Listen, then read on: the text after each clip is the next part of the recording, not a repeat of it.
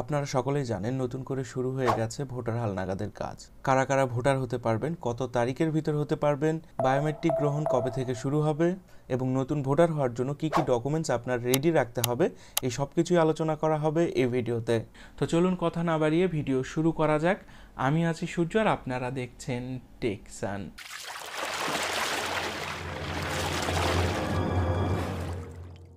প্রথমে আসা যাক কারা কারা এবার নতুন ভোটারে আবেদন করতে পারবেন বা নতুন ভোটাররা কারা হচ্ছেন। আপনার বয়স যদি 1 জানুয়ারি 2008 সালের পূর্বে হয়ে থাকে তাহলে আপনারা নতুন ভোটারের জন্য আবেদন করতে পারবেন। আমি আবারও একটু ক্লিয়ার করছি, কম বেশি প্রায় সকলের কাছে একটি SMS গিয়েছে, সেখানে নির্দিষ্ট করে বলা আছে 1 জানুয়ারি 2008 বা তার পূর্বে, অর্থাৎ 1 জানুয়ারিও যদি আপনি জন্মগ্রহণ করে থাকেন তাহলে আপনি এই নতুন ভোটারের জন্য আবেদন করতে পারবেন। কিন্তু যদি আপনার জন্মের তারিখ 1 জানুয়ারি 2008-এর পরে হয়ে থাকে তাহলে আপনি নতুন ভোটারের জন্য আবেদন করতে পারছেন না। এখন আসা যাক এই নতুন ভোটার আইডির আবেদনের এই কার্যক্রমটা কতদিন চলবে। সরকার থেকে যে তথ্যটা জানানো হয়েছে, তথ্য সংগ্রহের কাজ চলবে 20 জানুয়ারি থেকে 3 ফেব্রুয়ারি পর্যন্ত। বায়োমেট্রিক সংগ্রহ চলবে 5 ফেব্রুয়ারি থেকে 11 এপ্রিল পর্যন্ত, অর্থাৎ আপনি পিকচার বা ফিঙ্গারপ্রিন্ট বা আইরিশটা আপনার 5 ফেব্রুয়ারি থেকে 11 এপ্রিল পর্যন্ত চলবে।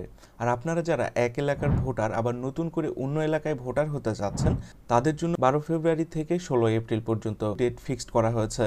এছাড়াও নতুন ভোটারদের তালিকার সঙ্গে সঙ্গে কিন্তু মৃত ব্যক্তিদের নাম বাতিলের কাজও চলবে, সেটা চলবে 12 ফেব্রুয়ারি থেকে 16 এপ্রিল পর্যন্ত। এবার আসা যাক নতুন ভোটার হওয়ার জন্য কি কি কাগজপত্রের প্রয়োজন হবে। প্রথমত আপনার অনলাইন জন্ম সনদ, যেটা 17 ডিজিটের হয়ে থাকে, সেটা আপনার প্রয়োজন হবে। নাম্বার 2, সকল শিক্ষাগত যোগ্যতা সনদ আপনাকে জমা দিতে হবে যদি থাকে। নাম্বার 3, পিতামাতার জাতীয় পরিচয়পত্র। সেক্ষেত্রে যদি আপনার পিতামাতা যদি মৃত হয়ে থাকে সেটা অবশ্যই উল্লেখ করতে হবে।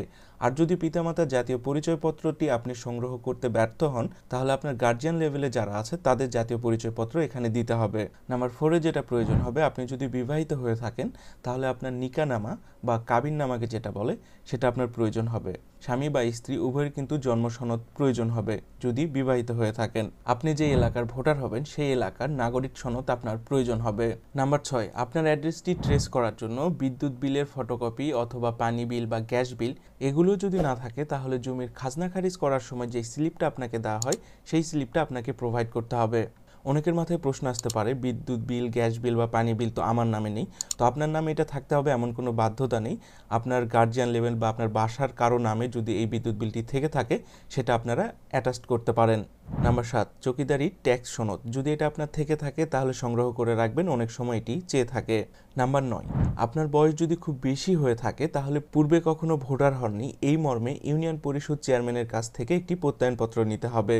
নাম্বার 10, সরকারি হাসপাতাল থেকে প্রদত্ত রক্তের গ্রুপটি পরীক্ষার সনদ থাকতে হবে, অর্থাৎ আপনার রক্তের গ্রুপ কি এটি সরকারি হাসপাতাল থেকে পরীক্ষা করে নিতে হবে। মোটামুটি এই কাগজগুলি আপনি রেডি রাখলে কোনো ধরনের ঝামেলায় পড়বেন না। আরও একটি ইনফরমেশন আপনাদেরকে দিয়ে রাখছি, বায়োমেট্রিক গ্রহণ শেষে কিছুদিন যাওয়ার পর যদি আপনার মনে প্রশ্ন আসে যে আপনার ভোটার আইডিটি হয়েছে কিনা, সেটি চেক করার জন্য আপনি SMS করতে পারেন। SMS-এর মাধ্যমে আপনি জানতে পারবেন যে আপনার NID কার্ডটি সম্পূর্ণ হয়েছে কিনা। তো প্রথমে আপনার ফোন থেকে SMS অপশানে গিয়ে বড় হাতে লিখবেন SC স্পেস NID স্পেস আপনার NID নাম্বারটা দিয়ে দিবেন, এরপর 105 এই নাম্বারে সেন্ড করবেন। তাহলে আপনার NID-টা কোথায় রয়েছে তারা মেসেজের মাধ্যমে জানিয়ে দিবে। আবার বেশি SMS করার প্রয়োজন নেই, কারণ প্রতি মেসেজের জন্য আপনার চার্জ কাটবে 2 টাকা 30 পয়সা।